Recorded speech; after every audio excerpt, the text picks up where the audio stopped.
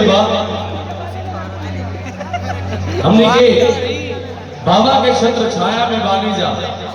वो गीत बना के लाइल बानी जा हमने के भैया आज लाते हो